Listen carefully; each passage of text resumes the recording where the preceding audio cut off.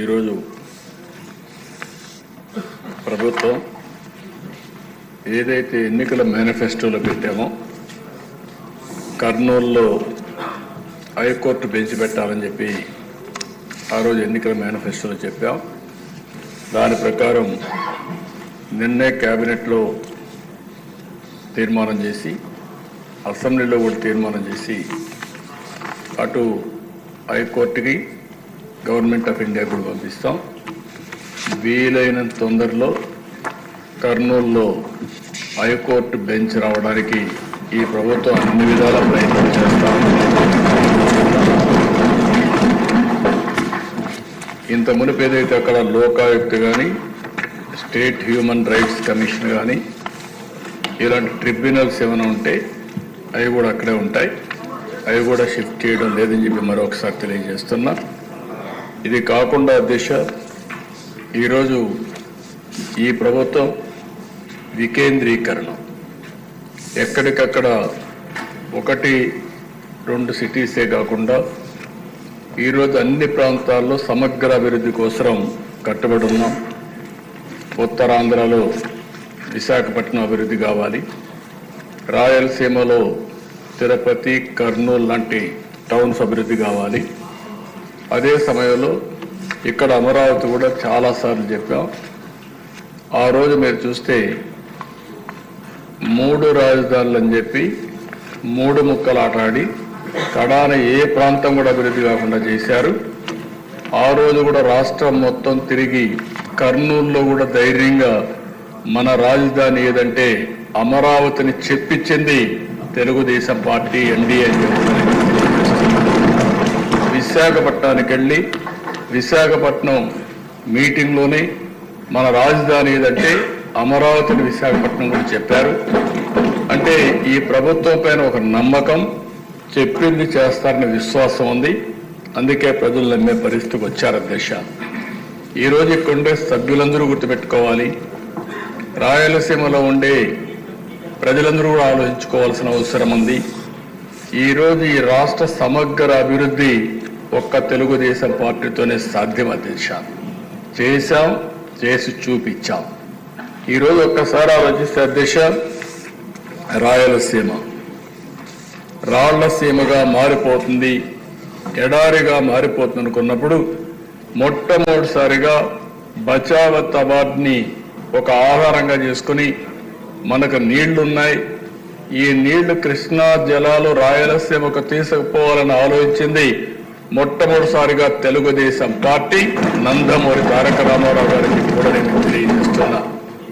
ఆ రోజు ప్రారంభించిన ప్రాజెక్టులు మీరు చూస్తే తెలుగు గంగా, హంద్రి నీవా, నగిరి గాలేరు ఇలాంటి ఆల్ ప్రాజెక్ట్స్ అధ్యక్ష. ఈ రోజు అక్కడ జరిగిన అభివృద్ధి అంతా కూడా తెలుగుదేశం పార్టీనే ప్రారంభించాం. తెలుగుదేశం పార్టీని మళ్ళీ పూర్తి చేసే పరిస్థితికి వచ్చాం. ఈరోజు ఎన్డీఏ కూడా దాన్ని ముందుకు తీసిపోయే పరిస్థితికి వచ్చామని కూడా నేను మీకు తెలియజేస్తున్నా. ఈరోజు ఏదైతే సాగునీటి సమస్య ఉందో, దీని సాగునీటి సమస్య మీరు ఒకసారి ఆలోచిస్తే నిన్న కూడా ఈ అసెంబ్లీలో చెప్పాను. నదుల అనుసంధానం చేసి పోలవరం పూర్తి చేసి గోదావరి అటు వంశధార, గోదావరి ఇటు వస్తే పెన్నా, బనక చెర్లకు నీళ్లు తీసుకుపోగలిగితే ఒక గేమ్ చేంజర్ అవుతుందని చెప్పాను. ఒక్క విషయం మీరు చూస్తే అధ్యక్ష, ఆ రోజు ఒక్క కియా మోటార్స్ రావాలంటే, దానికోసం రిజర్వాయర్ కట్టాలంటే, నీళ్లు కావాలంటే 1 సంవత్సరంలో కట్టి ఈరోజు ఆ రిజర్వాయర్ ద్వారా నీళ్లు ఇచ్చిన తర్వాత కియా మోటార్ వస్తే అనంతపూర్ జిల్లా ముఖ చిత్రమే మారిపోయిందంటే అది తెలుగుదేశం పార్టీ చూపించిన చొరవ అని చెప్పి కూడా నేను మీకు తెలియజేస్తున్నా. ఈరోజు రాయలసీమ మొత్తం మనం చూస్తే నీళ్లు ఇవ్వగలిగితే, హార్టికల్చర్ని మనం అభివృద్ధి చేయగలిగితే ఆ ప్రాంతానికి మహర్దశ వస్తుందని చెప్పి కూడా నేను మీకు తెలియజేస్తున్నా. కొన్ని అడ్వాంటేజెస్ ఉన్నాయి అధ్యక్ష. బెంగళూరు ఎయిర్పోర్ట్ అనంతపూర్కి చాలా దగ్గర, హైదరాబాద్ ఎయిర్పోర్ట్ కర్నూలుకి దగ్గర, ఇటు చెన్నై చిత్తూరుకి దగ్గర, ఈ 3 అవకాశాలు ఉపయోగించుకోగలిగితే ఆ ప్రాంతాన్ని బ్రహ్మాండంగా అభివృద్ధి అయ్యే అవకాశం ఉంటుంది. ఇంకో పక్క ఇన్ఫ్రాస్ట్రక్చర్ కూడా మీరు చూస్తే రాయలసీమలో బెస్ట్ రోడ్స్ వచ్చాయంటే నేషనల్ హైవే కానీ స్టేట్ హైవే కానీ అది తెలుగుదేశం పార్టీ హయాంలోనే వచ్చాయి దశ. అవన్నీ కూడా ఆ రోజు ప్రతిపాదన పెట్టాం, అవన్నీ వచ్చాయి. ఇంకొక పక్క ఓర్వకల్లో ఎయిర్పోర్ట్ కట్టాం.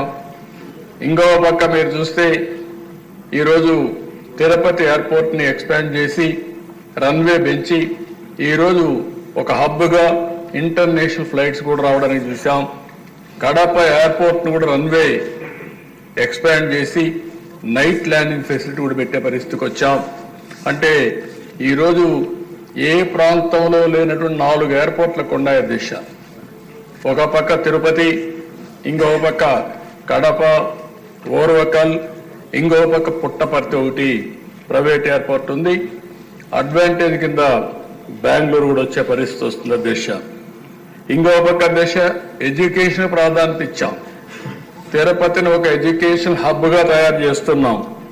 ఐఐటి, ఐజర్, అదే మరిగా కల్నరీ ఇన్స్టిట్యూట్ ఒకటి, త్రిబుల్ ఐటి కర్నూలులో పెట్టాం, ఉర్దూ యూనివర్సిటీ కర్నూలులో పెట్టాం. ఇవి కాకుండా దేశ సెంట్రల్ యూనివర్సిటీ అనంతపూర్లో పెట్టాం. రాయలసీమని ఒక ఎడ్యుకేషన్ హబ్గా తయారు చేయాలని తెలుగుదేశం పార్టీ ముందుకు పోయాం.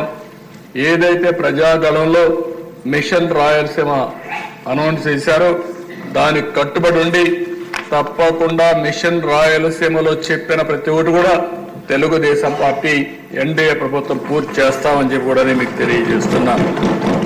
ఈరోజు అధ్యక్ష, రాయలసీమకి ఏదైతే హార్టికల్చర్ హబ్గా తయారు చేయాలని నీటి సమస్య ఉంది కాబట్టి 90%తో డ్రిప్ ఇరిగేషన్కు సబ్సిడీ ఇచ్చాం. ఆ 90% ఇస్తే గత ప్రభుత్వం దాన్ని కూడా తీసేసే పరిస్థితికి వచ్చారు. అలాంటి ఏ విషయంలో చూస్తే అధ్యక్ష రాయలసీమకు ఒక్క పని చేసిన దాఖలాలు లేవు. ఇండస్ట్రీ వచ్చిన తిరుపతిలో హార్డ్వేర్ హబ్గా తయారైందని తెలుగుదేశం పార్టీలో వచ్చింది. నిన్ననే మీరు చూస్తే కొప్పర్తి, ఓర్వకల్ 2 ఇండస్ట్రియల్ పార్కుల కోసం గవర్నమెంట్ ఆఫ్ ఇండియా శాంక్షన్ చేస్తే 2 కూడా రాయలసీమలో పెట్టి 5,000 కోట్ల రూపాయల దగ్గర దీనికి శాంక్షన్ చేశాం.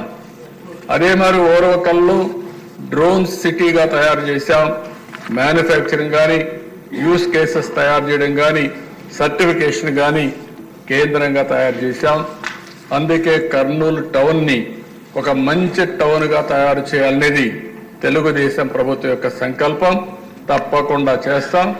అందులో ఒక అడుగు ముందుకేస్తూ ఈరోజు హైకోర్టు బెంచ్ని కర్నూలులో పెట్టడానికి ఈ హౌస్ తీర్మానం చేస్తున్నామని కూడా నేను తెలియజేసుకుంటూ మరొకసారి మేమిచ్చిన కమిట్మెంట్స్ ఏవైతే ఉన్నాయో అవన్నీ కూడా ఒక్కొక్కటే పూర్తి చేసుకుంటూ ఆ అన్ని ప్రాంతాలను అభివృద్ధి చేస్తూ ఈ రాష్ట్ర అభివృద్ధి కోసం కట్టుబడి ఉన్నామని చెప్పి తెలియజేసుకుంటూ సభ్యులందరూ కూడా దీన్ని పూర్తిగా సమర్థించాల్సిందిగా ప్రతి ఒక్కరికి విజ్ఞప్తి చేస్తూ